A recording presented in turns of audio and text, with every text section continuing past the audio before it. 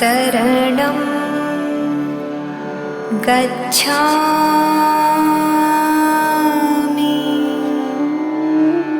धर्मं शरणं गच्छामि।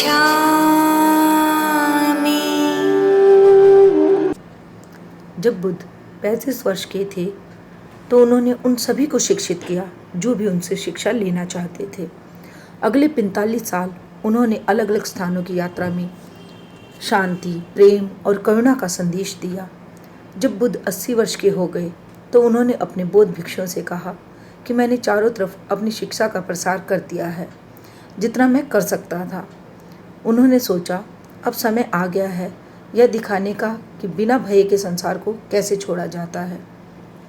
बुद्धा ने अपने एक शिष्य आनंद को अपने पास बुलाया और कहा कि अब वापस अंतिम बार कपिलवस्तु जाने का समय आ गया है। मैं उसी शहर में मरना चाहता हूँ जहाँ मैं बड़ा हुआ, अर्थात जहाँ मुझे ज्ञान प्राप्त हुआ। आनंद ने कहा, हे बुद्धा, कृपया आप हमें छोड़कर मत जाइए, हम आपके बिना क्या करेंगे। बुद्धा ने कहा, मैंने हमेशा सिखाया है कि मृत्यु जीवन का एक स्वाभाविक सत्य है, इससे डरना नहीं है, तुम्हें ये समझना होगा।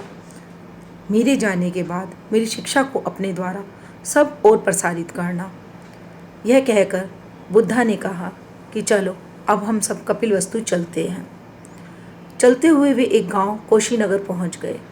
उन्होंने कहा कि यहाँ हम रुककर आराम करेंगे क्योंकि यह वही स्थान है जहाँ मैं अपने शरीर का त्याग करूँगा। बुद्धा एक बगीचे में 2 वृक्षों के मध्य लेट गए। उनके भिक्षुक उनके चारों ओर इकट्ठा हो गए। कुछ रो रहे थे परंतु कुछ बिल्कुल शांत भाव से उन्हें देख रहे थे। आखिरी बार बुद्धा ने कहा कि याद रखना, जो भी मैंने तुम्हें सिखाया है कि ये मोह माया और इच्छा ही सभी असंतोष की जड़ है।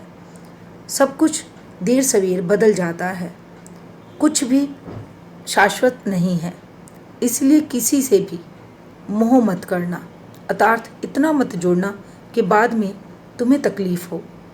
इसलिए अपने आप को सिर्फ सत्य से जोड़ना, यही प्रसन्नता है।